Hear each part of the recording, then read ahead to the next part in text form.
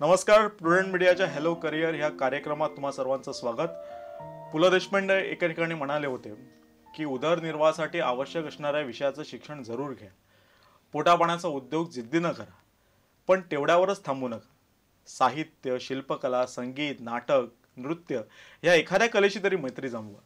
कारण पोटापाण्याचा उद्योग तुम्हाला जगवेल, पण कलेशी केलेली मैत्री तुम्हाला का जगावं हे सांगून जाईल.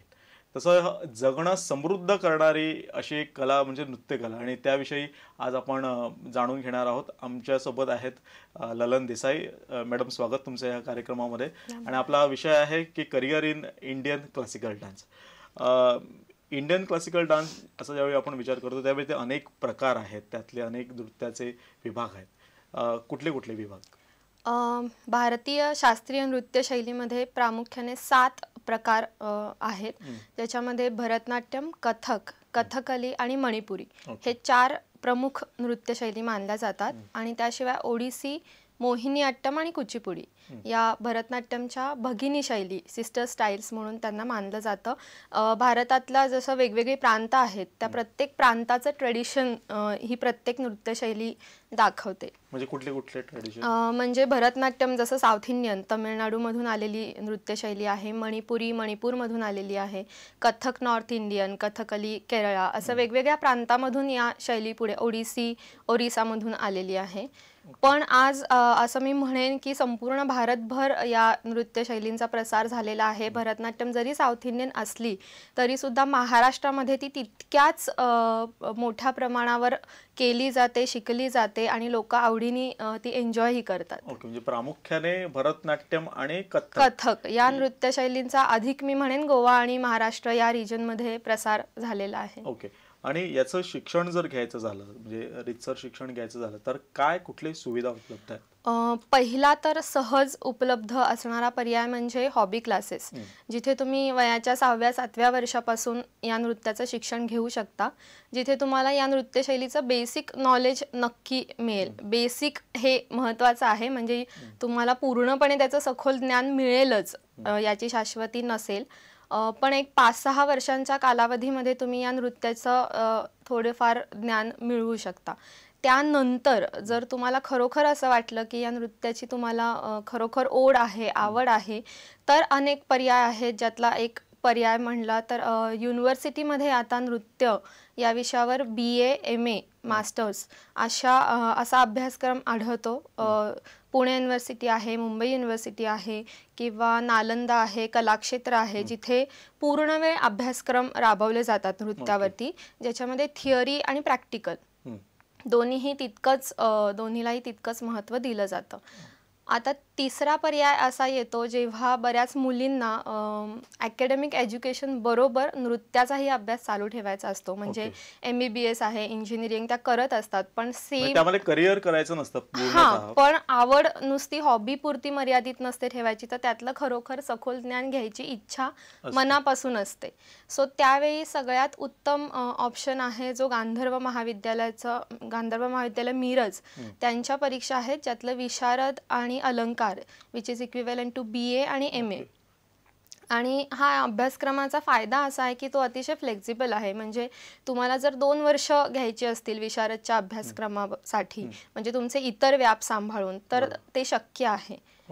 पण नक्कीच हा फरक आहे पूर्णवेळ अभ्यासक्रम आणि पार्ट टाइम अभ्यासक्रम. पूर्णवेळ अभ्यासक्रम तुम्हाला जे भारतीय कुठल्याही शास्त्रीय कलेचा पाया आहे, गुरु शिष्य परंपरा, त्यामधून जाण्याची संधी पूर्णवेळ अभ्यासक्रम तुम्हाला देते.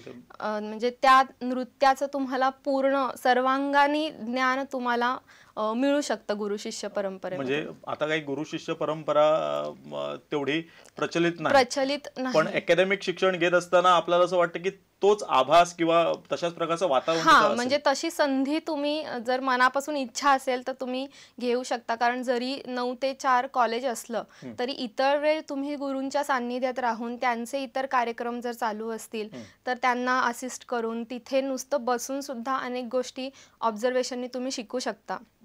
की त्या कशा कोरिओग्राफी करतायत किंवा एखादं नवीन कॉम्पोजिशन बांधताना त्याच्यावर विचार करताना काय प्रकारे चालू आहे, म्युझिशियन्सची डील करताना त्या कशा किंवा हे अधिक हा हे गरजेचं अधिक गरजेचं आहे जर तुम्हाला त्याच्यामध्ये खरोखर करिअर करायचं आहे तर, की केवळ परफॉर्मन्स करणे नव्हे तर त्याच्याशी निगडीत इतर गोष्टी की म्युझिक आहे, स्टेज डेकोर आहे, कॉस्ट्युम्स आहे, कॉम्पेअरिंग आहे, तर या सगळ्या गोष्टी तुम्हाला गुरुच्या सान्निध्यात राहून त्यातले बारकावे नक्कीच शिकता येतात. ओके.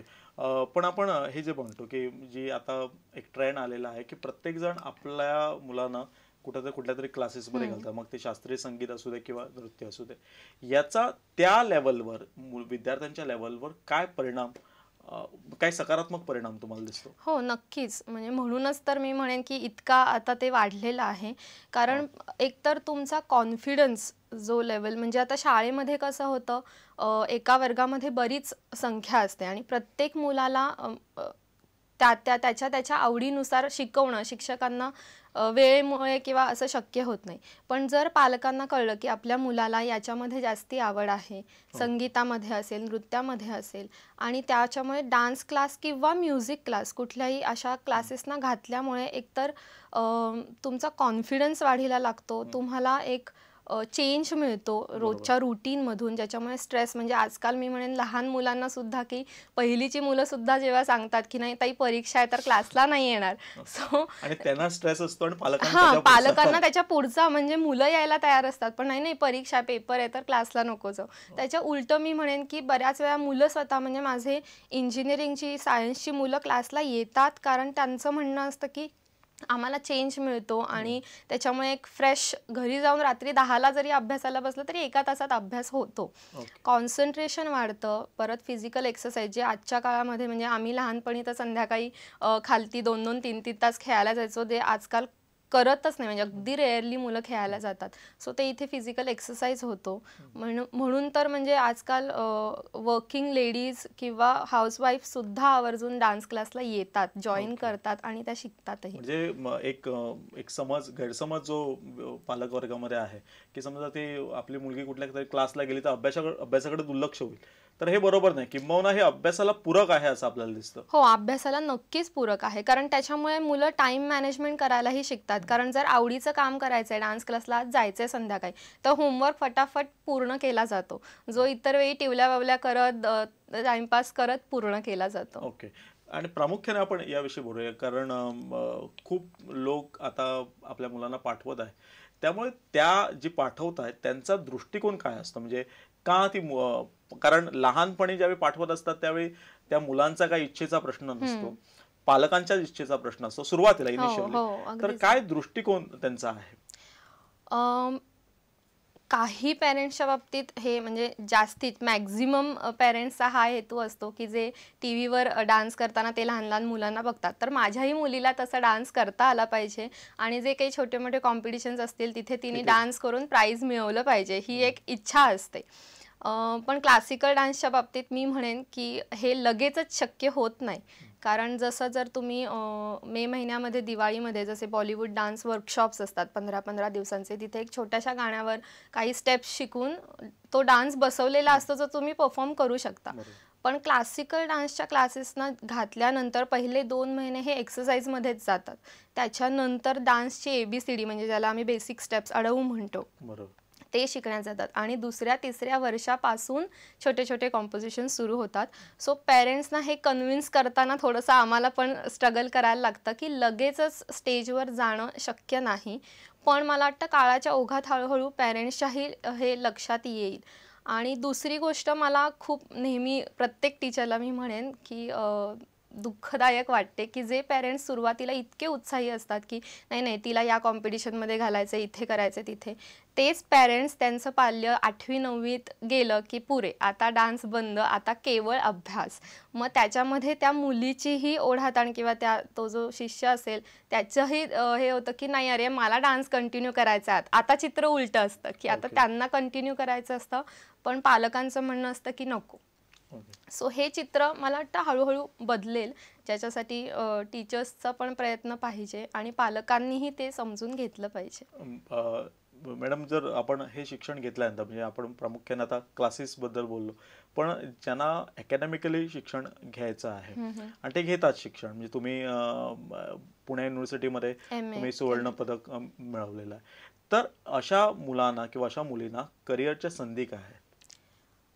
करिअरची पहिली संधी किंवा पहिली मी म्हणेन की कुठलीही व्यक्ती जेव्हा डान्स फील्डमध्ये जायचं आहे तेव्हा याच उर्मिनी येते की I want to become a dancer and performer.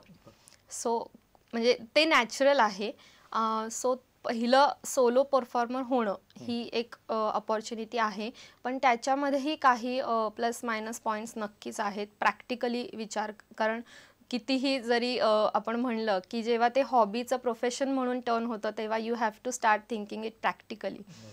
So त्यावेळेला तुम्हाला की परफॉर्मर होण्यासाठी ज्या इतर गोष्टी आवश्यक आहेत म्हणजे फायनान्शियल बॅकअप लागतं. कारण एक शो पुट ऑन करायचा तर त्याच्यासाठी म्युझिशियन्स, लाईट्स, साऊंड, स्टेज या इतर अनेक गोष्टी असतात. तुमचा PR तुम्हाला सांभाळावा लागतो. कारण जेव्हा तुम्ही उभं राहता ॲज अ परफॉर्मर तेव्हा लगेचच काही तुम्हाला फेस्टिवल्सना कोणीच इन्व्हाइट करत नाही. पहिले 10-15 शो तुम्हाला तुमचे पुट ऑन करायला लागतात. वेन पीपल स्टार्ट नोईंग की हां she is a good performer then they will start invite you. So ते पहिले 10-15 शो पुट ऑन करण्यासाठी ज्या गोष्टी लागतात त्याच्यानंतर तुमचं PR आणि of course you should be very extraordinary in performing skills. म्हणजे परफॉर्मन्स आणि मॅनेजमेंट स्किल दोन्ही तुम्हाला तिकडे सांभाळायला लागतात. त्याच्यानंतर दुसरी अपॉर्च्युनिटी म्हणजे टीचिंग. तुम्ही जर MA केलं त्याच्यानंतर सेटची एक्झाम दिली तर अनेक युनिव्हर्सिटीमध्ये आता डान्स फॅकल्टी आहे, त्याच्या पोस्ट आहेत. सो लेक्चरर म्हणून तुम्ही तो जॉब नक्की तुम्हाला मिळू शकतो. शिवाय इंटरनॅशनल स्कूल्स आहेत जिथे प्युअर क्लासिकल डान्स टीचर्सना पोस्ट आहेत, तिथे तुम्ही जॉईन करू शकता. इव्हन नॉर्मल स्कूल्समध्ये सुद्धा आता डान्स टीचर्स म्हणून अपॉर्च्युनिटीज आहेत. तिसरं म्हणजे as a choreographer. Corporate shows आहेत. म्हणजे आजकाल मी म्हणेन सोलो परफॉर्मन्सपेक्षा ग्रुप परफॉर्मन्सेसना जास्ती मागणी आहे. वेगवेगळे फेस्टिवल्स असतात तिथे तुम्ही नवीन कन्सेप्ट, नवीन एक्सपेरिमेंटल शोज जर घेऊन गेलात क्लासिकल डान्समध्ये सुद्धा असे नवीन एक्सपेरिमेंट हो, अगदीच होतात. आणि चांगल्या लेवलचे जर तुम्ही करत असाल प्रयोग तर तुम्हाला नक्कीच अपॉर्च्युनिटी मिळते. शिवाय कॉर्पोरेट शोज शिवाय मी म्हणेन की आजकाल हाय बजेट जी वेडिंग्ज असतात तिथे सुद्धा प्युअर क्लासिकल मी म्हणेन, बॉलिवूड तर असतंच जे नॉर्मली आपण पाहतो, पण प्युअर क्लासिकल थीमॅटिक म्हणजे ते सांगतात की राधाकृष्ण असं आम्हाला हवं आहे काहीतरी. हा बदलता ट्रेंड आहे आणि जो मी म्हणेन क्लासिकल डान्सर्सनी सुद्धा एक्सेप्ट करायला हरकत नाही. कारण तिथे आणि तुम्ही तुमचं म्हणणं तिथे मांडू शकता की जेव्हा आमचा कार्यक्रम चालू असेल तेव्हा खाणं वगैरे नाही, प्रॉपर स्टेज सारखं मांडा, लोकांनी बसा, एन्जॉय करा, then you start your starters आणि हे. सो तो एक खूप चांगला ऑप्शन आहे. त्याच्यानंतर डान्स क्रिटिक म्हणून तुम्ही जर तुम्ही छान लिहित असाल तर ती अपॉर्च्युनिटी आहे. डान्स थेरपिस्ट आहे. सो अशा अनेक गोष्टी आहेत. तुम्ही कॉम्पेअरिंग जर चांगलं करत असेल डान्स शोजचं कॉम्पेअरिंग तुम्ही करू शकता.